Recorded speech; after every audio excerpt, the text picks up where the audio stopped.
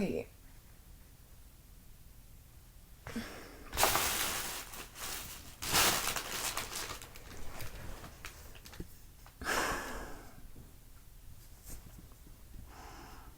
Oh, dear God.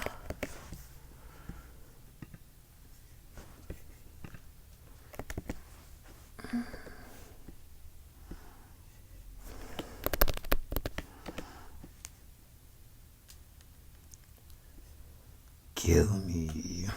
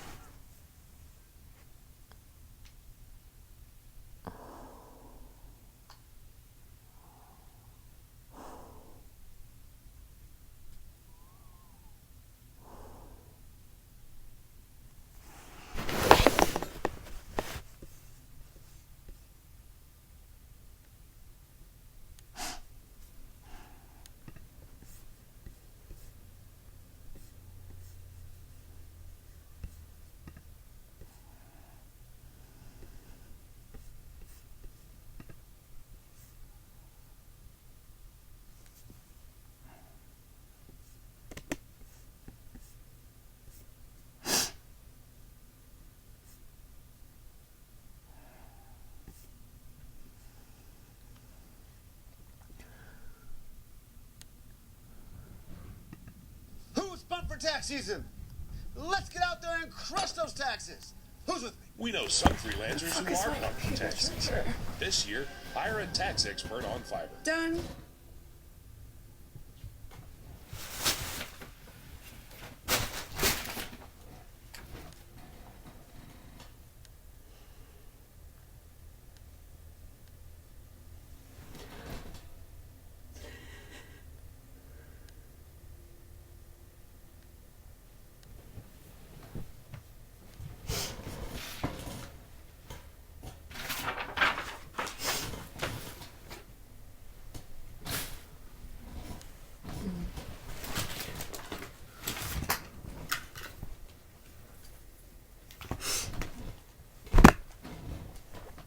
Peg Looney was one of the first Ottawa girls known to die from radiation poisoning in Illinois.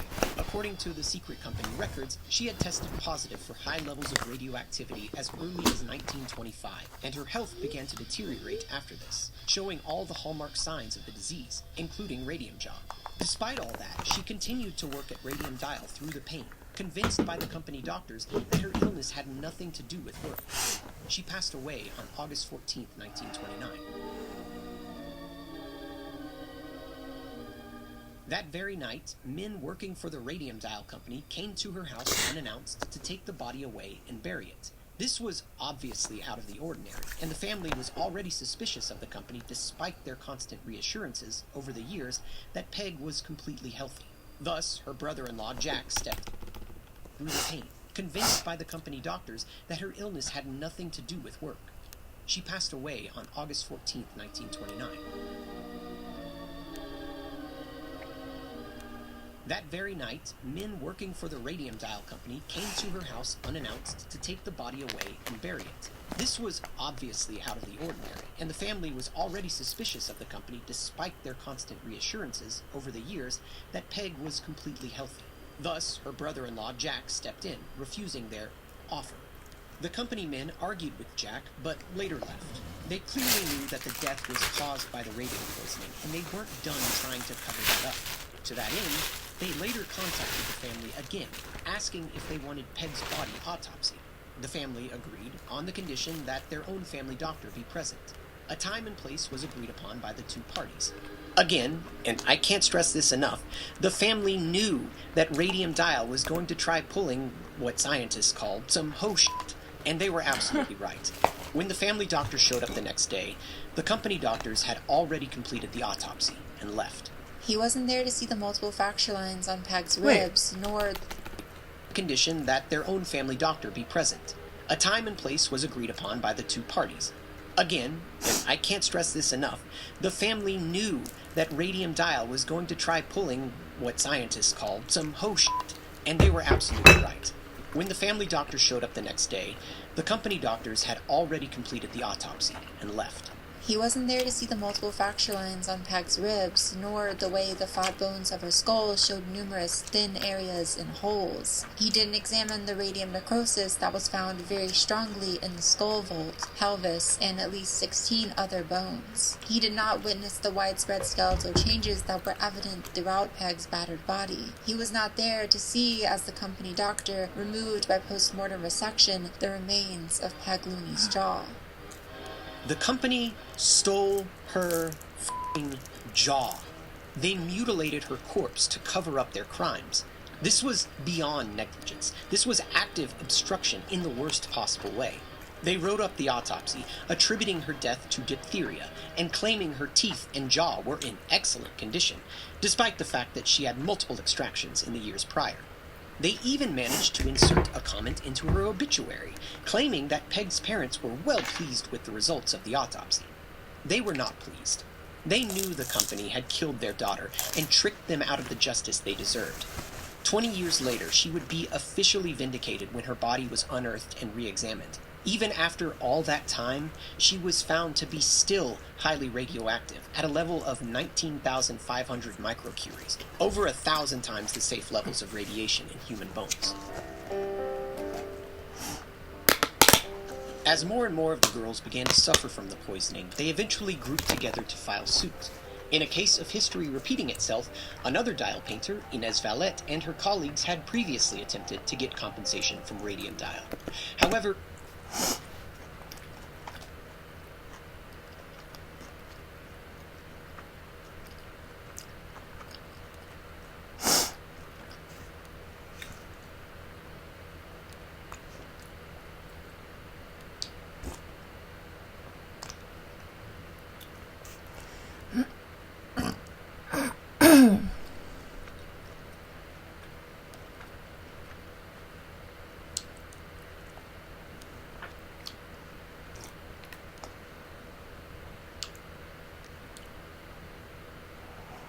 do I need forensic psychologists?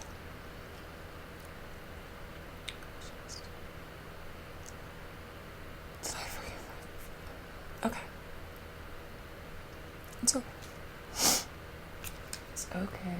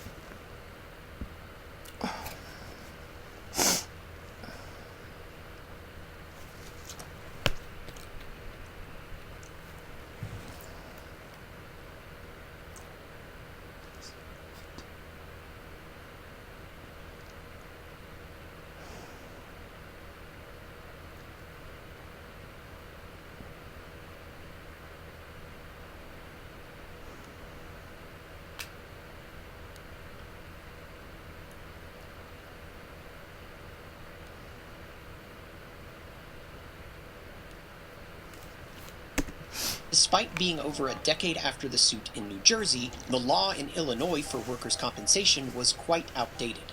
The result was that the company was able to weasel its way out of any culpability. According to Kate Moore, there was that old chestnut, the statute of limitations. Inez had filed suit years after she left Radium Dial. Her disability did not occur while she was employed. There was the fact that radium was a poison. Injuries caused by poison were not covered by the Occupational Diseases Act. And there was the law itself. Radium Dial charged that its antiquated wording was vague, indefinite, and did not furnish an intelligible standard of conduct. And so, the first major case from the Ottawa dial painters was lost before it really began. Despite the fact that the company admitted in their case that their paint was poisonous, they were found to not be at fault. Store this little admission away in your head for a moment. Not a cent was awarded to the dial painters for their years of suffering, and after 8 such years, Inez herself passed away horribly. A sarcoma tumor in her neck ruptured and she bled out in her home. The flesh in her neck had quite literally been eaten away by the cancer. Another woman, Catherine Donahue, who was a fellow employee at Radium Dial, began to fall ill in 1928, and by 1931 her health had deteriorated to the point where she had lost half her body weight, pieces of her jaw had fallen out, and she walked with a constant limp. A doctor in Chicago later confirmed to her that she indeed had radium poisoning. I realize I may be sounding like a broken record, constantly reiterating the same symptoms in these women. However, I think it's important to beat this radioactive drum each time to really hit home the toll that they paid for trusting their employers. After their first attempt, the state of Illinois passed the Illinois Occupational Disease Act, apparently as a response to the suit. So, a year later, in 1937, the girls tried again, this time employing the pro bono services of Leonard Grossman, a famous attorney who was well known for taking up lost causes. It was a great get, as the girls were financing the case on their own dime up to that point and had very little money to pay the lawyer. Grossman had a pretty brilliant strategy. As the radium/mesothorium ingested by the girls was a constant contaminant in their bodies, in his eyes, the statute of limitations had not lapsed, since every second of every day, it was continuously causing new damage.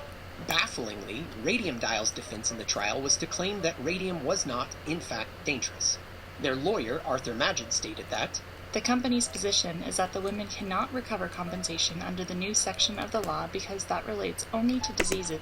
His position is that the woman cannot recover compensation.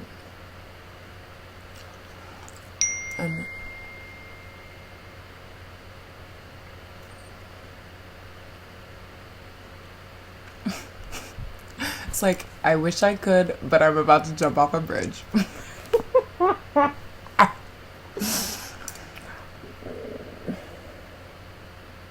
Dear God.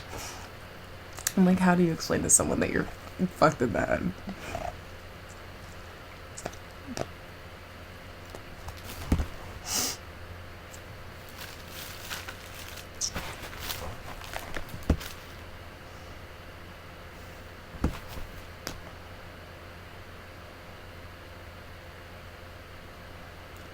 Police position that women cannot recover compensation in divorce.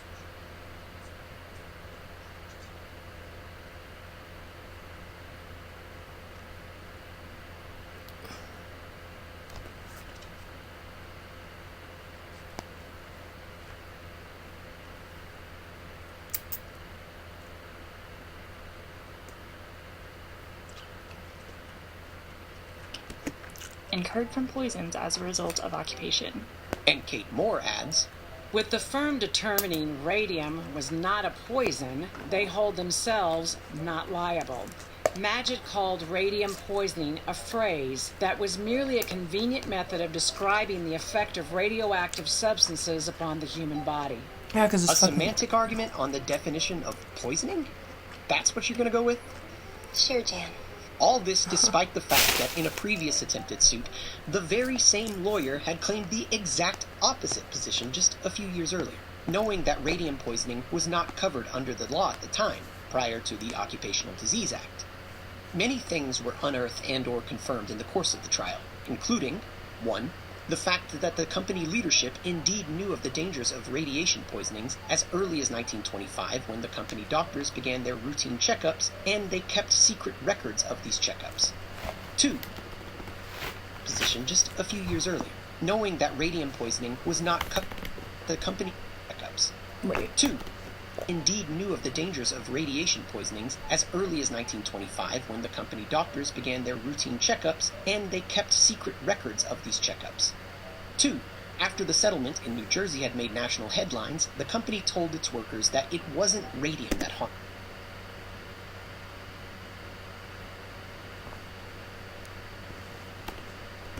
Settlement in New Jersey had made national headlines, the company told its workers that it wasn't radium that harmed the girls there, but instead mesothorium. They also released a full-page advertisement stating... Wait, so asbestos?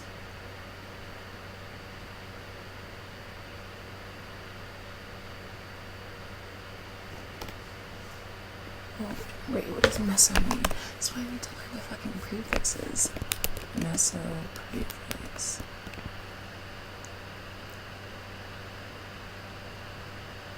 Oh, on the, isn't there a skin layer that starts with meso? Skin, meso... derm? Mesothelium! Yes, mesothelioma is asbestos exposure. So, is that what he said though? Yeah. And they kept secret records of these checkups. 2. After the settlement in New Jersey had made national headlines, the company told its workers that it wasn't radium. So far as it's just...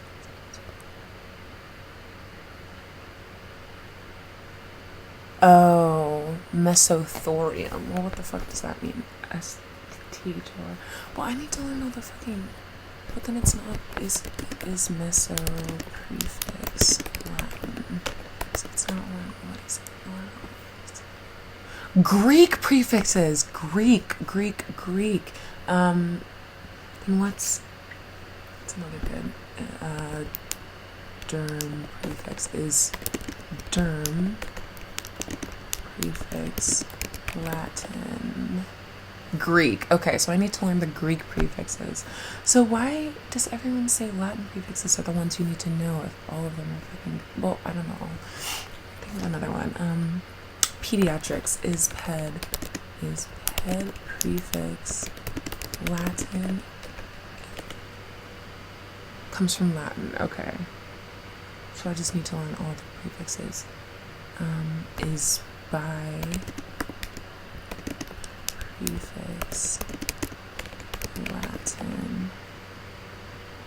Latin. Just kill me. All Greek prefixes.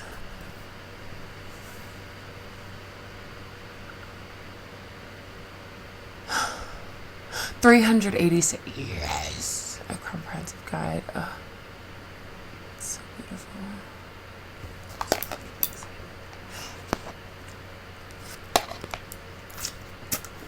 Okay.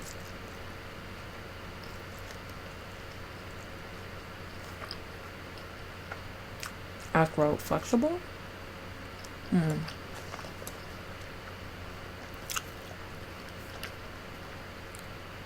And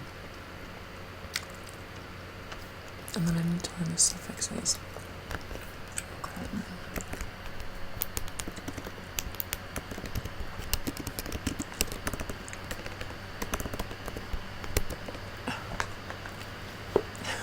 Genuinely, what do I reply? I'm fucked in the head. Like,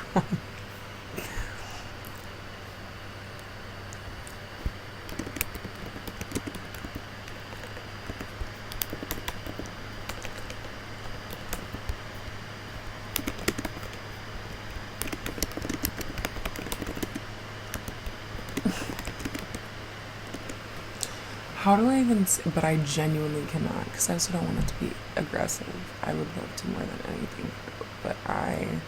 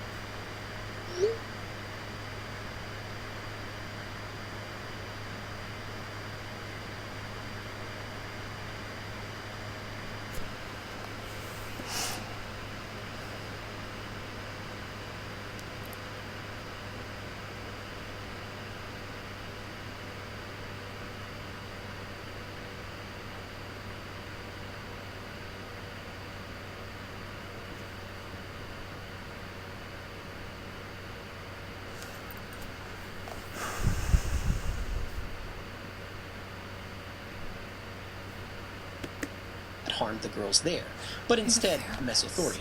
They also released a full-page advertisement stating in no uncertain terms that their company only used pure radium. So since Radium Dial only used radium, not mesothorium, the dial painters were in no danger. Not true, but also. 3. Radium Dial themselves had been using mesothorium in their own paint for several years. And 4. The best possible outcome of the lawsuit for the women was a $10,000 bond. That's $218K in today's dollars. While that might seem like a decent amount, the sum was to be split between all of the girls involved in the suit. Recall again that each of them had been suffering for years, paying for doctors, dentists, and the like throughout the whole thing, and would continue to need those things going forward. That last point is particularly unjust. Grossman spent months scrounging for company assets to go after in the suit, but the $10,000 bond was the only thing he was able to scrounge up. It was a paltry sum, especially for such a large company. The reason was that Radium Dial had all but fled the state of Illinois, moving their operations to New York under a different name.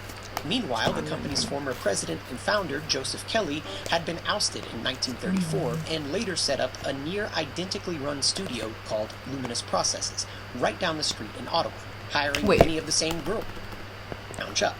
It was a paltry sum, especially for such a large company. The reason was that Radium Dial had all but fled the state of Illinois, moving their operations to New York under a different name.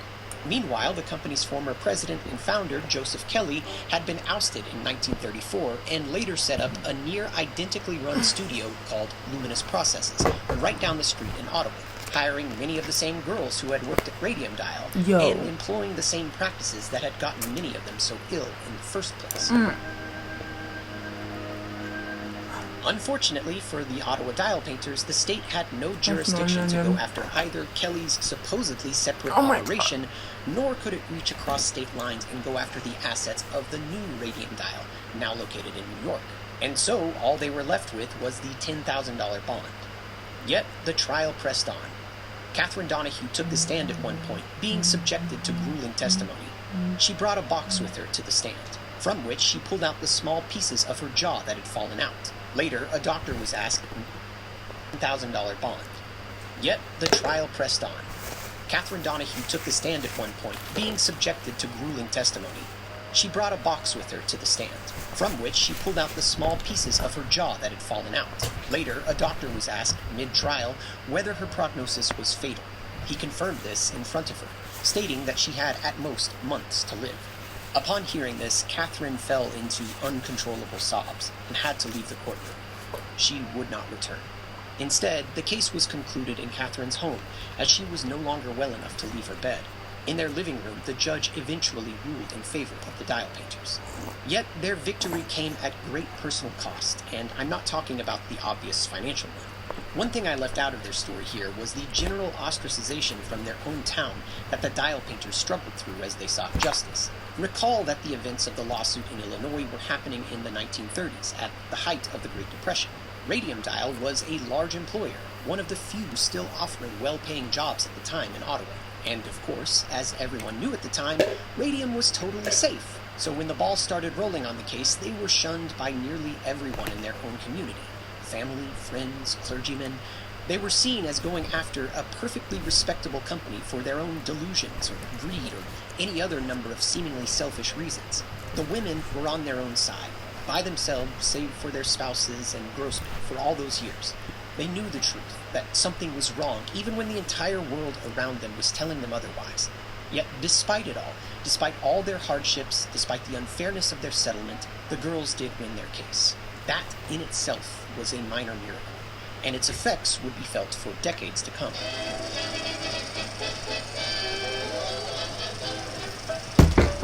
Despite the dial painters largely getting shafted in terms of personal compensation, especially those in Ottawa, their cause did not go unnoticed by the public. Thanks in part to the media coverage of their trials, the Radium Girls became known nationwide, and public outcry made sure their story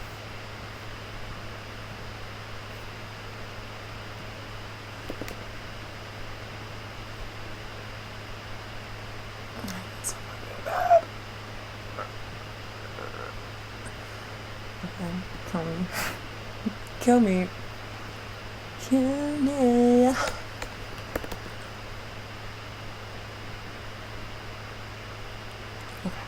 It's okay. Hi, Mookie.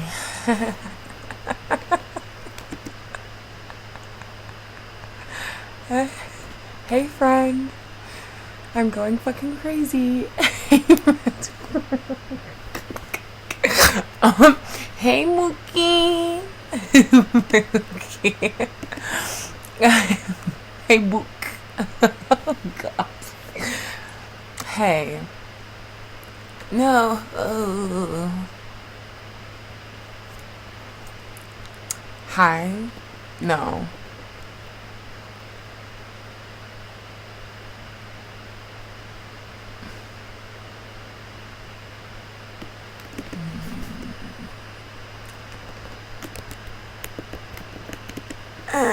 No.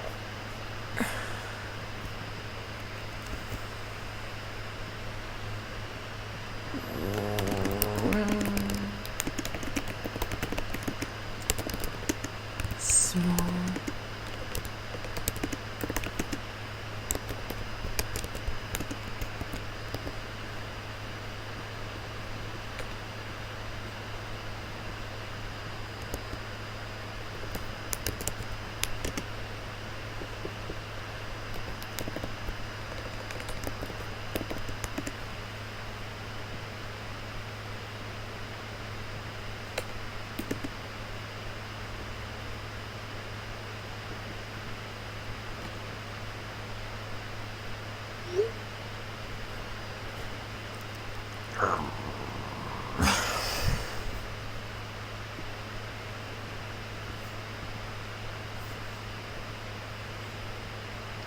Here I go again. Here I go again.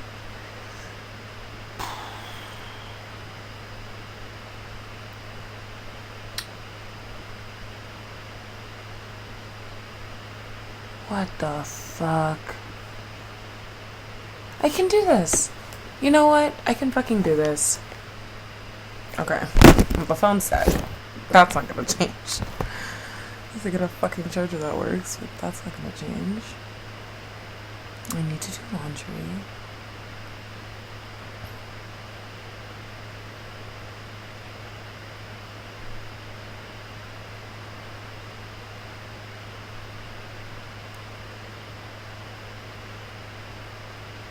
I'm gonna get my shit together.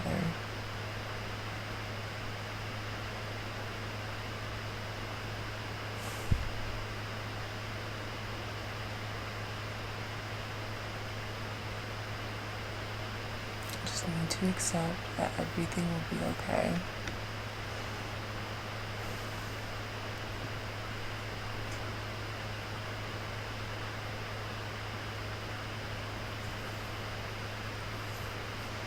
Everything will be okay.